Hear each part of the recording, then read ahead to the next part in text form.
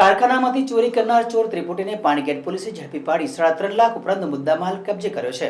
Waghodia Dabhoi ring road Shilpgram સોસાયટીમાં રહેતા કમલેશ કુમાર બિંદ મૂળ યુપીના વતની છે। ડભોઈ રોડ ગણેશનગર શાક માર્કેટ પાસે તેઓ જયંબે ફેબ્રિકેશન નામનું કારખાનું ચલાવે છે। ગત 25મી તારીખે તેઓ સાંજે 7 વાગે કારખાનું બંધ કરીને લોકમરી ઘરે ગયા હતા। બીજા દિવસે સવારે 7 વાગે કારખાના પર ગયેલા કારીગર પપ્પુ બિંદે ફોન કરીને ચોરી થયાની જાણ કરતા તેઓ તરત જ કારખાને દોડી ગયા હતા। ચોર ટોળકી ફેબ્રિકેશનનો 58,000નું સામાન ચોરી ગઈ હતી।